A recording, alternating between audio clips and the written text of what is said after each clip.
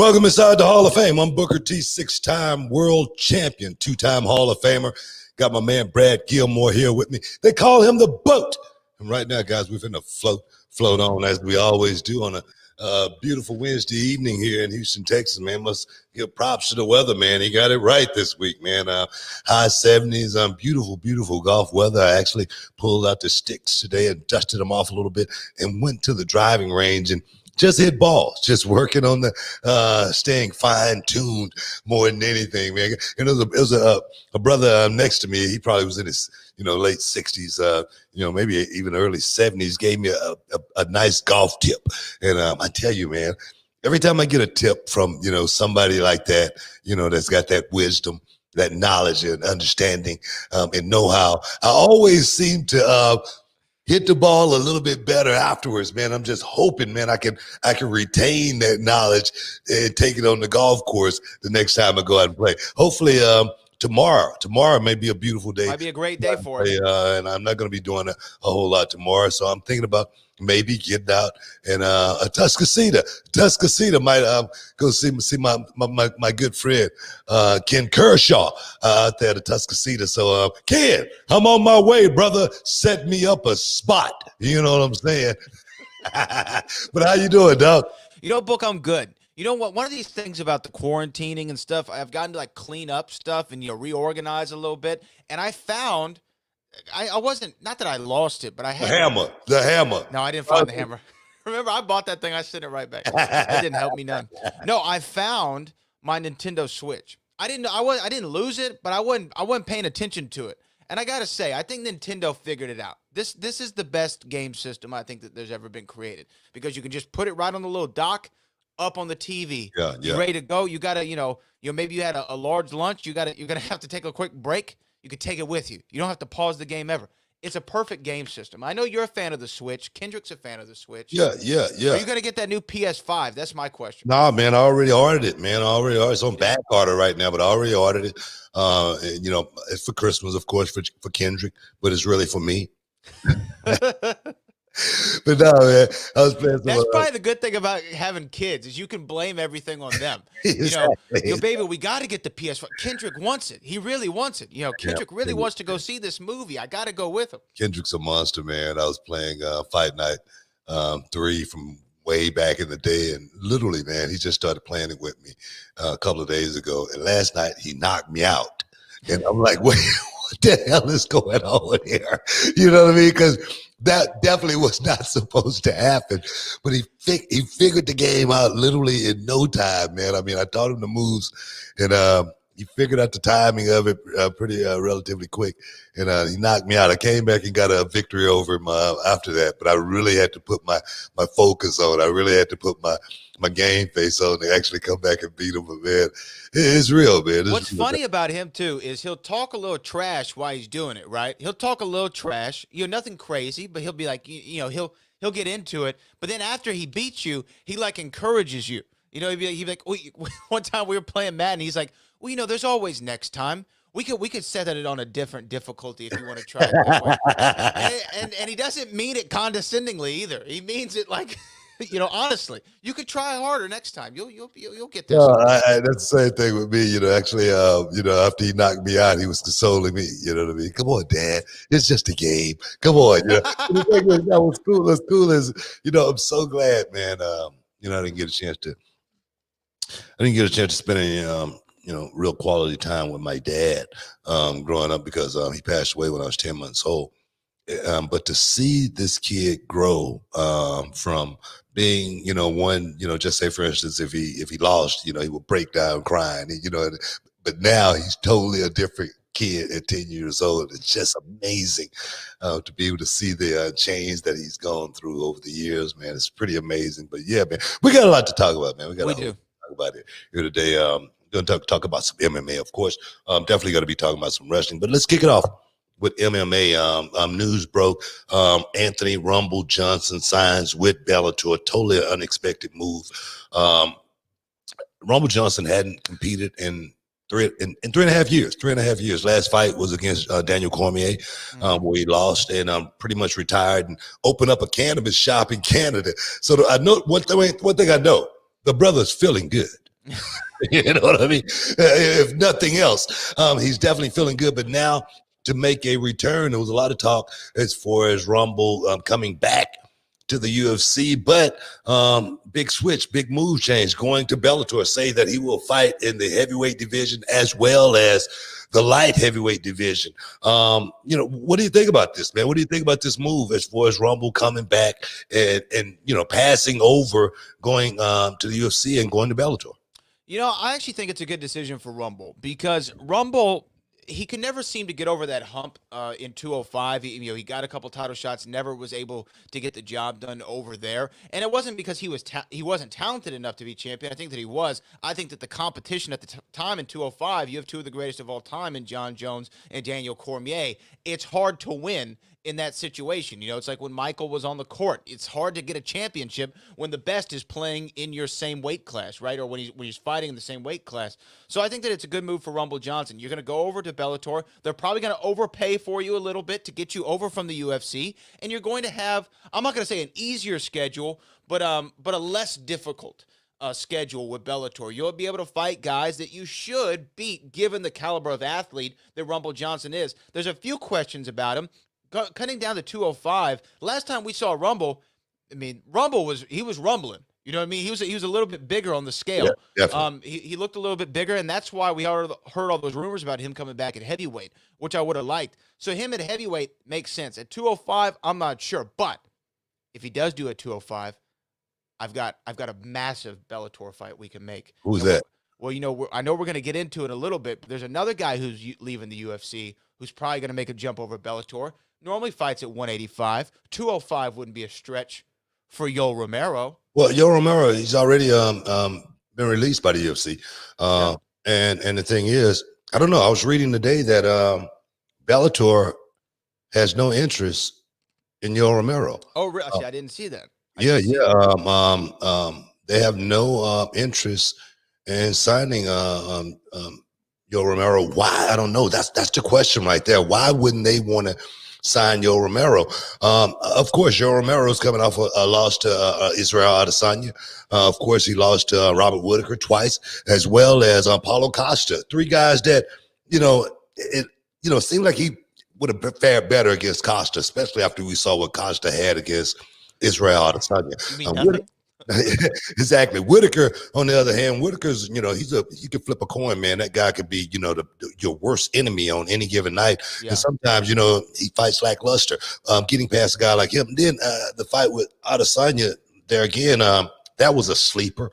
That fight didn't have a whole lot of interest to it. Do you think the reason why Bellator is, passing over someone like Yoel Romero, first because he's 43 years old, as well as the lackluster performances he's had in his last few fights? Last person he knocked out in the UFC was who? Luke Rockhold?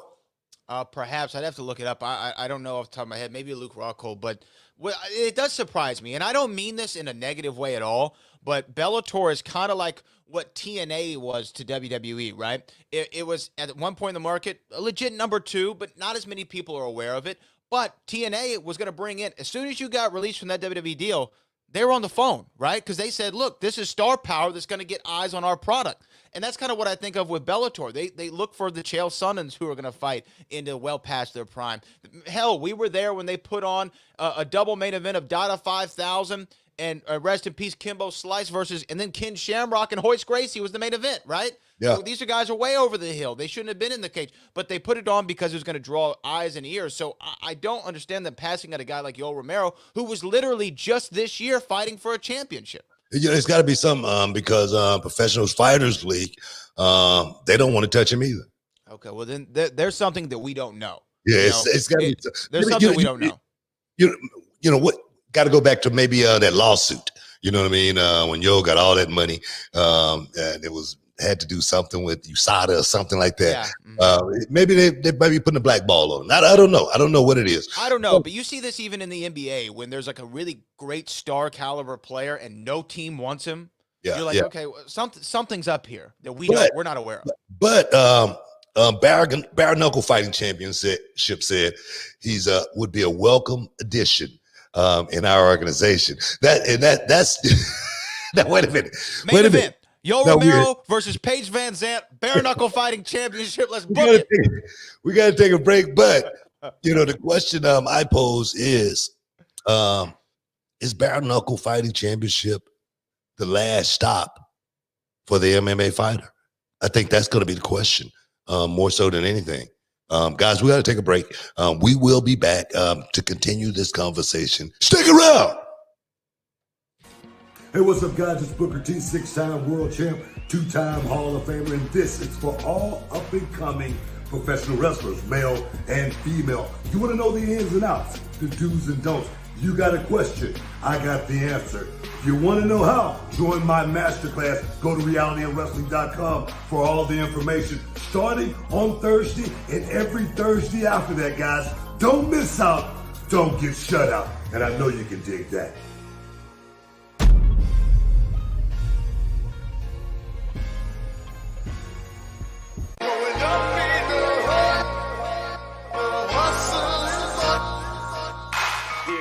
The Academy.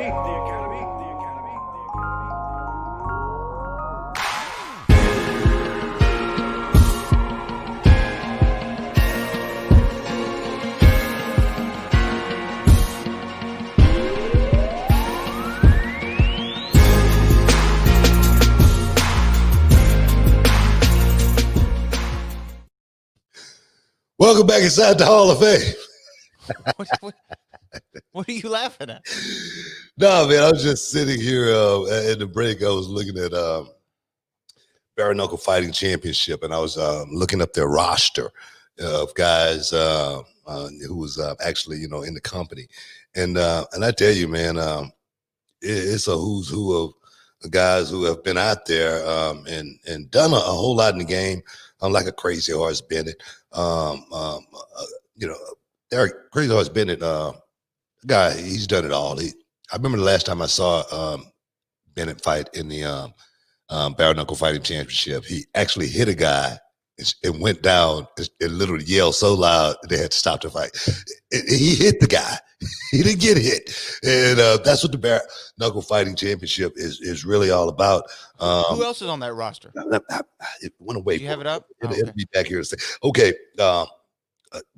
Honor Adams. We don't know Honor Adams. Bruce, whoever his last name, I don't know what that is. But let me scroll down here. It sounds like a who's who of No. The one guy on this, Leonard Garcia is a guy that's on this list, and Leonard Garcia is a guy who fought at a very, very high level in the UFC. For a minute, Kendall Grove, another guy who fought in the UFC. I think he fought in WEC as well.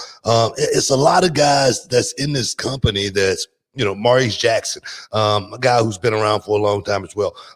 It's a lot of guys in this company that know one thing: fighting. Okay, and that's why I say is bare knuckle fighting championship the last stop for the MMA fighter, because at the end of the day, these guys are going to need to make some monies, and how are they going to do it? They're not hiring a whole lot of Chris Lieben. He's another guy that's in bare knuckle. They're not hiring a whole lot of ex-fighters out there in the corporate world. I remember Steve Kern told me that way back in the day, man. He said, man, make sure you right this ship the right way, because they're not hiring a whole lot of ex-wrestlers in the corporate world. You know what I mean? So make sure you parlay this into whatever you're going to do next. That's the question. Adam Lobov, he's another guy in the bare knuckle fighting championship. There's a lot of guys on this list that have Chris Lytle. It's a lot of guys on this list. Paulie Malignaggi. There's a lot of guys on this list that have fought at a very high level. That's on their roster. What do you think about this, man? Is this the last stop? Yeah, read those names back again and just realize when these guys, where they've been in their career. I think that a guy like a Chris Lieben, to me, is a legend in the game, in my opinion, just based off that Ultimate Fighter Season 1. But it does sound like a last stop. And, everybody needs that last stop, especially in the fighting game. You need a place to work, right? Michael McDonald. Michael McDonald was a kid in the UFC no more than 5 years ago. I think that was on a hell of a rise. That was going out there, putting guys away, and now all of a sudden he found himself in Bare Knuckle Fighting Championship. Like I said, it's a lot of guys, man, that have just definitely found themselves at the bottom of the barrel as far as the fight game go. According to ESPN, the minimum that they get paid for a fight is $2,500. Now, I'm sure more guys are getting paid than $2,500. I don't know though how they attract people like a Paige Van Zandt. I mean, they must have a pretty great contract for her to go and want to do bare knuckle fighting. But if some of these guys are getting paid $2,500, or maybe 5-5 or 10-10, even 25-25, I don't know if that's enough to reconcile the damage that they're doing to their bodies. This bare knuckle, you remember Malignaggi, how he looked after that fight? Yeah, definitely. How Lobov looked after that fight? I think it's past that though, man. I don't, I think the money is, it's a small amount. Of course, it's a small amount of money, but when you don't have any money, it's a nice little payoff. $2,500 when you're broke, you know what I mean? And you got to pay your bills. No matter what, most UFC fighters don't make enough money to stash away where they're going to get rich or anything like that, and they're going to continue to have to pay their bills, the mortgages, rent, food, whatnot. And $2,500, it may sound like a small amount, but when you don't have anything, when you don't have any money, that $2,500 goes a long way. And some guys are willing to put their lives on the line to go out there and do it. We're looking at it right here. And we've looked at the damage that a Chris Lieben has taken, over his career in the UFC. I remember, the GOAT came in first fight and just beat up Chris Lieben like, he never had a fight in his life, But my thing is this. I understand it. It's a need for it. These guys, these promoters, are always going to be able to find guys that's willing to go out there and fight. Especially there again, if their run is over and they still need, there again a paycheck. It's sad. It's definitely sad to see that guys have to go and do that kind of, entertainment to make money. But there again, families got to be fed. That's the bottom line. It is the final stop. I agree. I agree with you. It's the final stop. But we kind of got off on a little bit of a tangent. We were talking about Rumble Johnson. I didn't get to hear what you thought about him making a return to the octagon, but doing it in Bellator, making his return to MMA and doing it in Bellator. I mean, making Rumble's 36 years old. He's still young enough to actually still go out there and do it. Taking the time off actually maybe helped him a whole lot. You said it best as far as in the UFC, he just couldn't get over the hump. As far as, Jon Jones being there, that was an obstacle. Of course, DC was an obstacle from a wrestling perspective. I think that was the biggest problem. Rumble Johnson would have and could have been champion if it wasn't for those two guys. We saw how Rumble went out there and handled Alexander Gustafsson. All right. Yeah. Who's a totally tough guy. We saw what Alexander did with Jon Jones. We saw what he did with DC. He's not a bad fighter at all. No, he's great. And Rumble went out and made him look average. Styles make fights.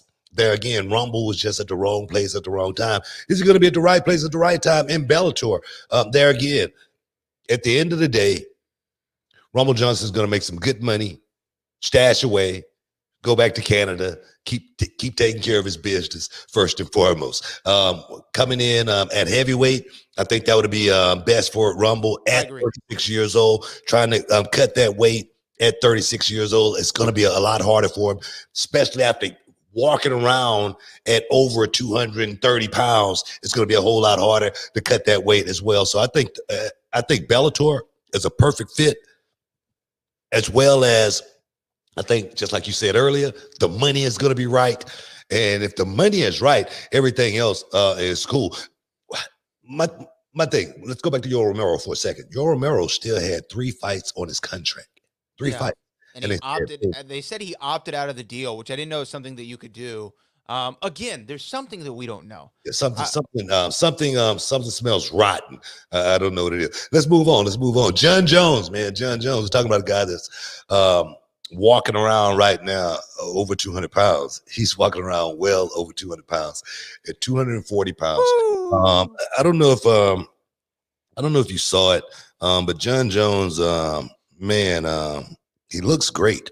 He looks great. I'm going to send you a photo shot of him, and I tell you, man, to see Jon Jones at 240 pounds, it's scary, because I tell you, his legs are as big as I've ever seen them before. His upper body is looking stronger than I've ever seen it before, and Jon Jones at heavyweight at 240 pounds, he's going to be something to be reckoned with.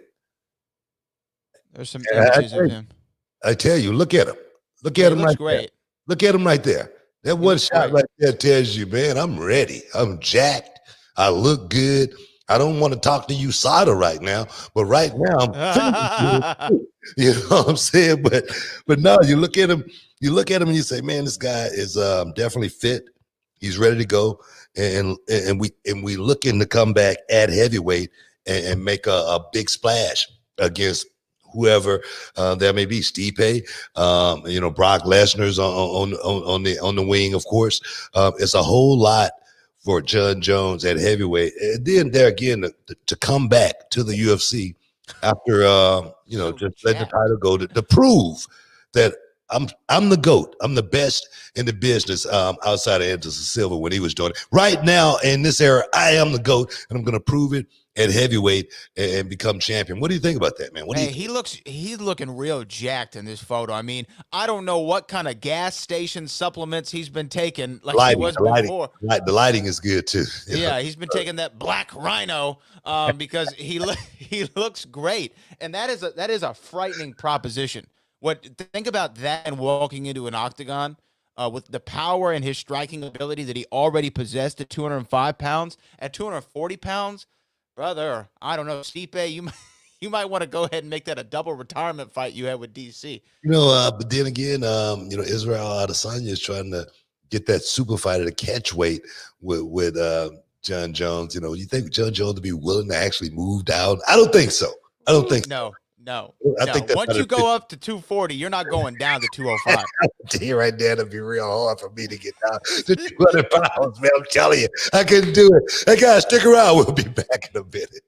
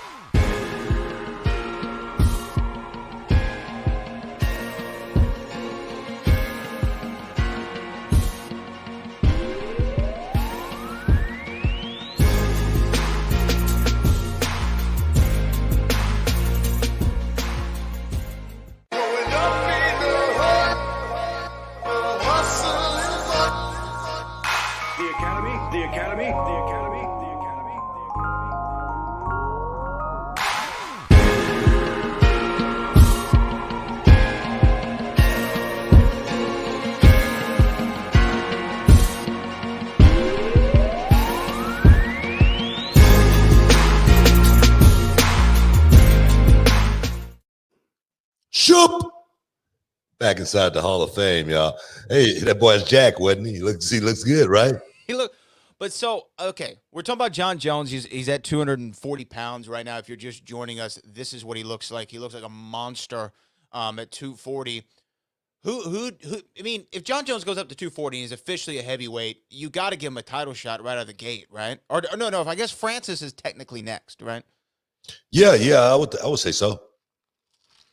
So, do you do Stipe Francis and then winner, whoever is the champion, then gets Jones, or do you do Jones Francis and then winner gets Stipe? I mean, if I'm a promoter, Jon Jones, he trumps everybody, Ngannou, anybody else, just because, man. I mean, that's the fight. That's the fight. People are going to watch. I mean, wait, Jon Jones got 225 pounds doing incline Impressive. That's pretty impressive right there. If those aren't fake dumbbells, I'm serious. No, I'm dead serious. That's pretty impressive right there. 225. Yeah, that's pretty good. What was the question? I saw I'm saying that. who do you match him up with? Who do you match him up with? Does Oh should he man, go straight for I Stipe? think Stipe. First and foremost, if Jon Jones want to fight, I'm gonna give it to him. If he's willing to come back right now and say, hey man, I want Stipe next, I'm gonna give it to him. Ngannou, you moved to the next guy in line. Now if Jon Jones wins that fight, man, we got a really good fight there too. You know what I mean? I mean, we got one mean, nasty African against another one, and in that fight right there, that's money. Any way you look at it, Ngannou versus Jon Jones, that's a fight right there that Jon Jones actually has a chance at losing. We saw Jon Jones last fight. Yes, Right? Dominic Cruz. And we were there. We were there. And we thought Jon Jones lost that fight. We were pretty sure that he did. Now, I'm going to tell you right now, since the fight with Stipe, Ngannou, I feel like he's gotten a lot better. I think that fight helped him a whole lot more than it hurt him, other than him not winning the fight. Mm-hmm. I think right now, Ngannou is definitely prepared in just about every way to be able to go out there and compete with anybody inside the octagon right now. Jon Jones, there again, man.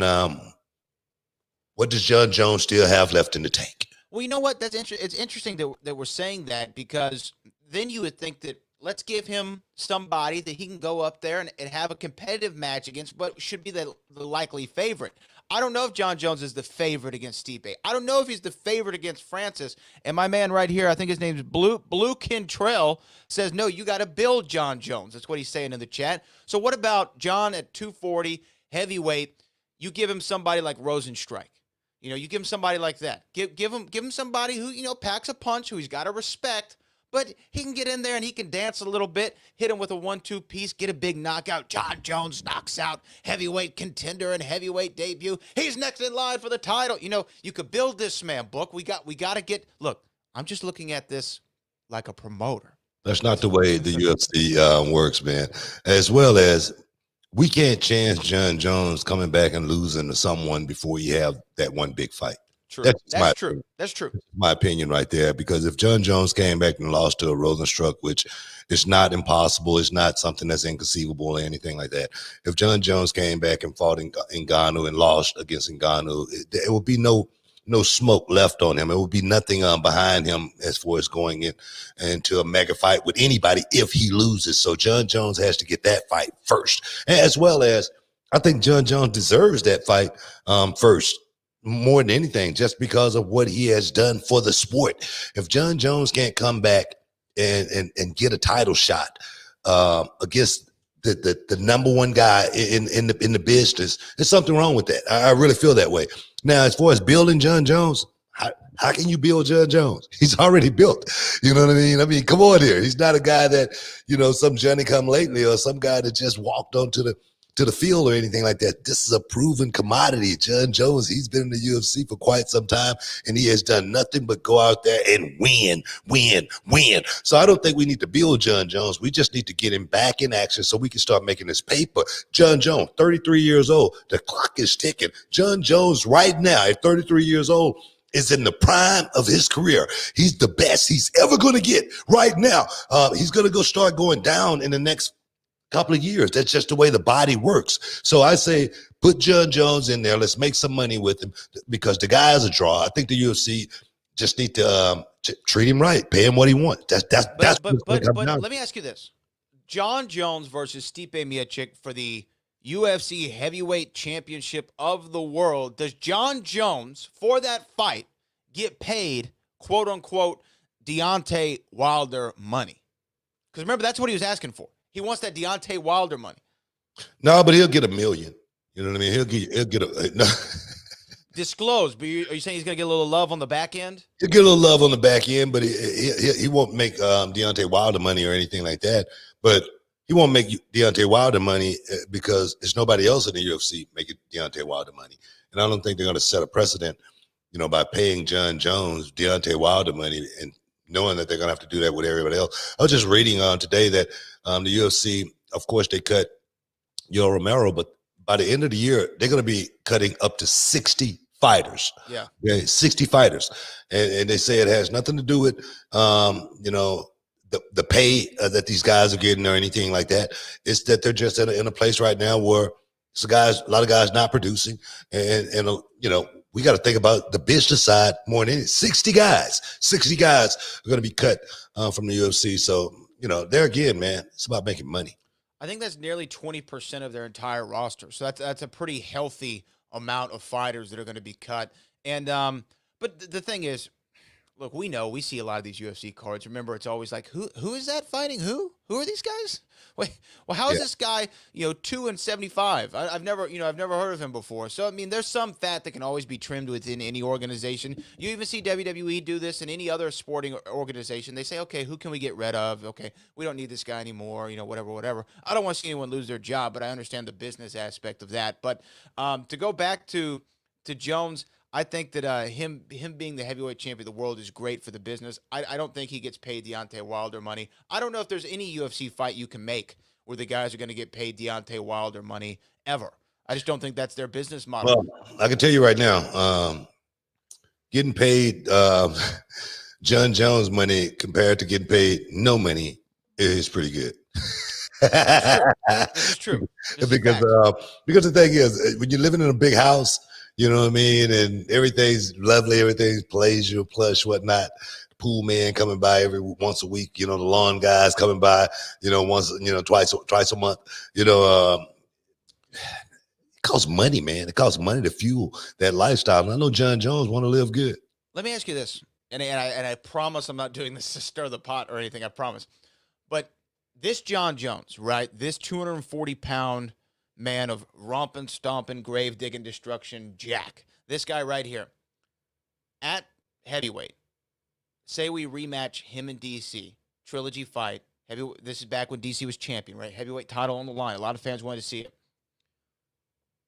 Does DC beat this Jon Jones, or does Jon Jones do a clean sweep?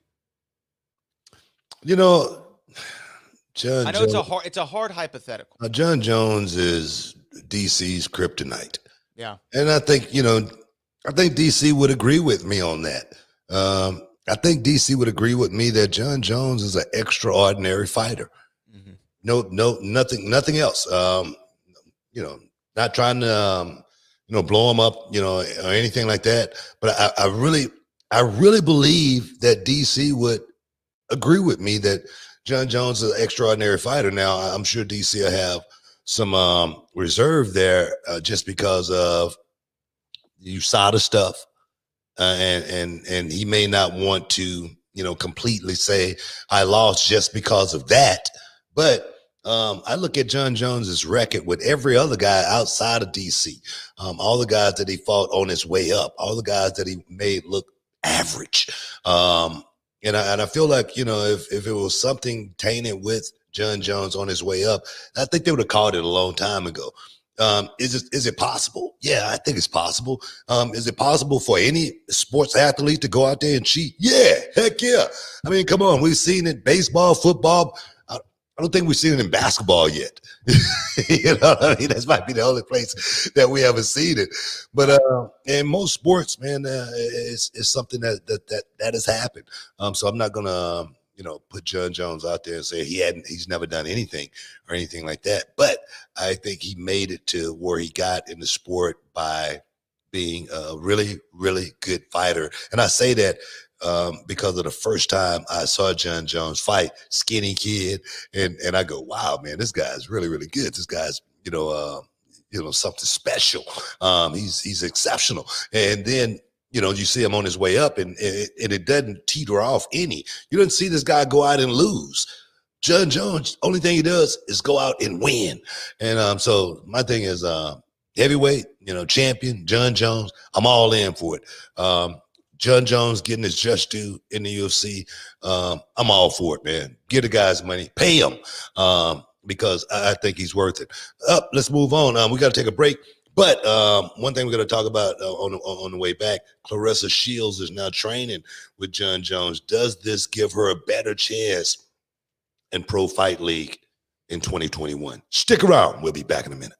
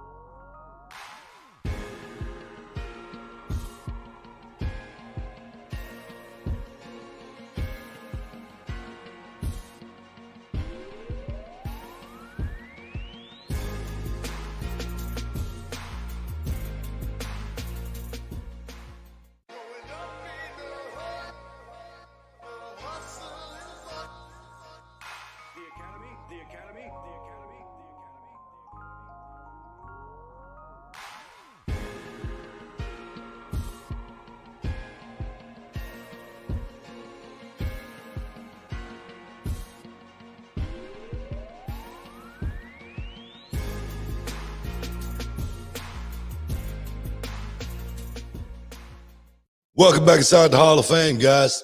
Talking about Jon Bones Jones right now, training with Claressa Shields, female sensation, getting ready to try her luck in MMA. Training with the right person, I think Jon Jones will give her a better chance at competing in PFL. My thing is, she's already an athlete.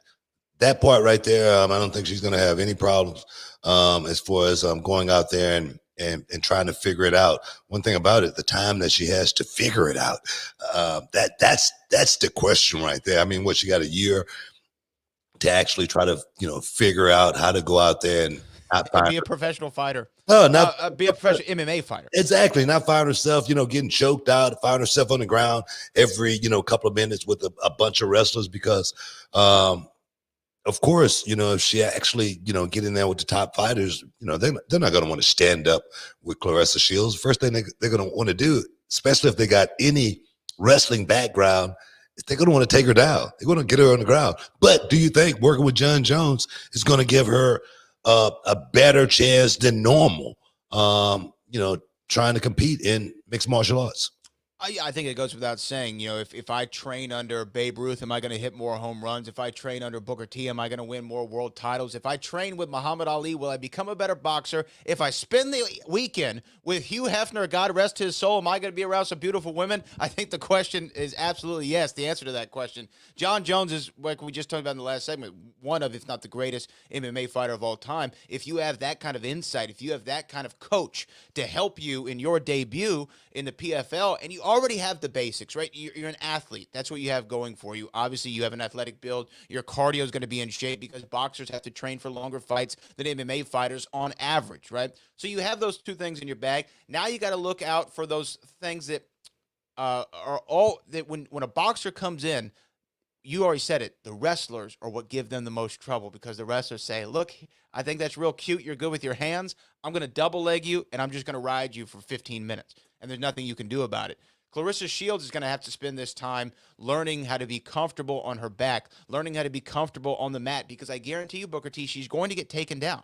It's going to happen. There's not 1 year, 6 months, 8 months, whatever it is between when she started, when her debut is going to be, is not enough time to master any martial art, let alone be able to have this incredible takedown defense. Hell, we saw CM Punk train for 2 years plus, and he got taken down in the first 15 seconds. No. But I'm saying, look, you can say what you want about the CM Punk experience or experiment, but he at least trained for 2 calendar years before he stepped in there. Yeah, but the thing is, CM Punk never had a real fight before. One thing about it matters a lot. It matters, and I give Claressa Shields a better chance, but it doesn't matter if CM Punk had a fight or not. I'm talking about preventing yourself from being taken down. Claressa Shields has been in several fights. She didn't have to present herself from being taken down. Claressa Shields, okay, she's a fighter. She knows how to throw his punch. She knows how to throw a punch.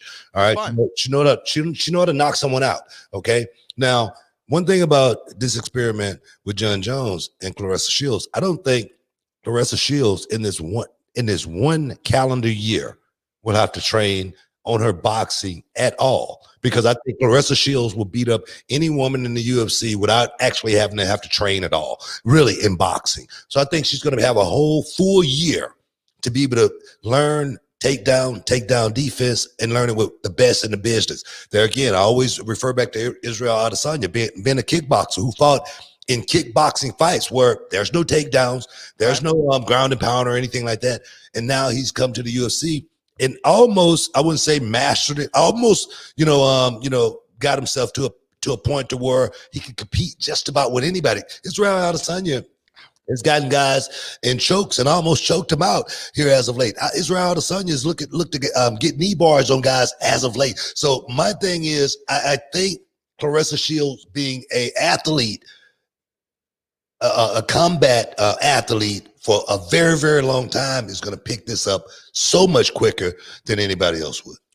I mean, but we've seen the boxers and MMA fighters try to cross over before, and I mean, it hasn't. None of them have been successful. All of those guys, though, just to put it out there, all of those guys who tried to cross over, they were pretty relatively old guys. None of them was young guys. James Toney exactly. Everybody that tried to do it, they were old guys. They were in their 40s, trying to, master MMA. I don't think that's something that a 40-year-old boxer can. I mean, come on, the joints. I mean, osteoporosis set in. You got all. I mean, come on, man. Osteoporosis. You've been waiting to say that. What are you talking about? It's I just thought about it. He's gonna say, I'm gonna say osteoporosis one day, and people are gonna be like, "Oh, look at Booker T." Not only is he a Hall of Famer in the ring, he's got a Hall of Fame vocabulary too. I'm just saying, man. I'm just saying, these guys got a lot of calcium build up on the old bones, and they get in there. You have a doctorate on that wall behind you somewhere? Calcium buildup, osteoporosis. I'm serious, man. It's hard for those guys to get out of bed in the morning. I mean, they have to warm up the box. You know what I mean? And to think about trying to learn MMA on top of that. Oh. Claressa Shields, she's young. She's got a whole lot of time left in the game, and to make the crossover. I think if anybody, I'm going to say it like this, I think if anybody could do it, I think it's going to be Claressa Shields. And I think she made the right choice by going to the PFL, right? I mean, if she's going to go right into the UFC, she's going to go right into Bellator, she's going to have a problem, right? She's going to have a major problem. Not too many people can go straight into MMA and go at the very, very top level and be successful. Even Brock, remember Brock didn't make his debut in the UFC. He fought, I think in Japan, right before he even came over the UFC. I think he had one fight over there in Japan. So you have to cut your teeth somewhere. I think PFL is a great place for her to do it. Well, CM Punk didn't.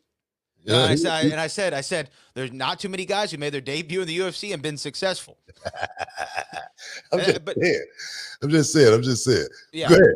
Yeah, but I think Claressa Shields, I'm wishing for her success because we're Claressa Shields fans over here. And with Jon Jones, you can only benefit. But also it depends on how great of a coach Jon Jones is. How great of a teacher is he? It's one thing to have all the knowledge. It's another thing to be able to bestow it upon a pupil. Is he going to be that tact with his language and explaining how he does everything? That would be another. You know what? I don't see why not. I don't see why not. When you're great at something, it's just, it's second nature.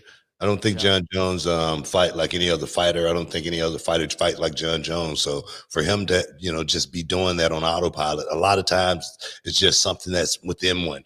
And that's just the fighter. So I think he can teach it. We're going to find out. We're going to find out real soon. Did you find it hard when you first started teaching students, like you do your Pro Wrestling 101 you do every Thursday, or over there at the World Gym Arena where we do reality wrestling? Did you find it when you first started hard to explain how to do the craft, all the things that you knew?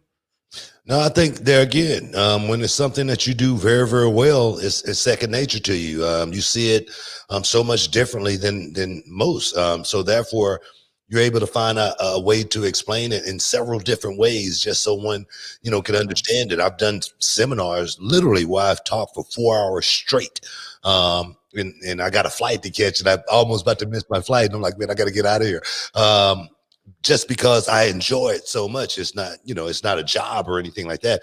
And for Jon Jones, I really feel like Jon Jones is going to be able to, go out there and, just to give that knowledge of the what I talk about all the time, the do's and don'ts, the what not to do's more than the what to do's is what's going to help Claressa more than anything. The what not. No, look, don't ever do that. You know what I mean? If you're in this position right here, look, don't ever do that. And that right there is what, triggers, one's mind to start working. So I think Claressa's going to do very well under the expert tutelage of Jon Bones Jones.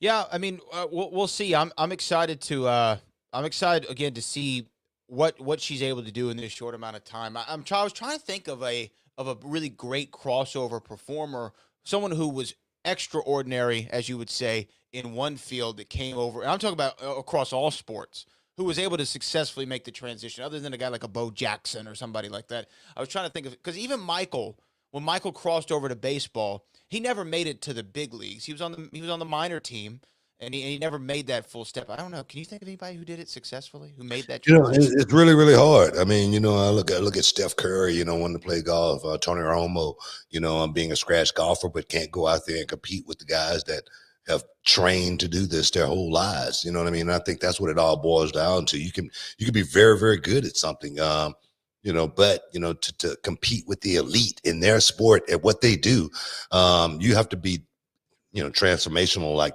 no other. And Bo Jackson, he came the closest to doing it more than anybody. Bo could go out, and if he wouldn't have never got hurt, Bo Jackson's baseball career would have been just as spectacular as a football career. I really believe that. I really do, because that guy was special. He was special. So you're saying Nate Robinson doesn't count as a no. Nate is going to be a meme for the rest of his life. Give this man a pillow. You know what I mean? He gonna represent Superior Waterbed for the rest of his life. You know what I mean? He's gonna have all kind of stuff that he ain't gonna be come out from no button, man. But I tell you, man, we got a whole lot more for you guys. We got to get out of here. But guys that's listening right now online, check us out on 975.com and check us out later on tonight. But right now, we got to get up out of here. Shoop!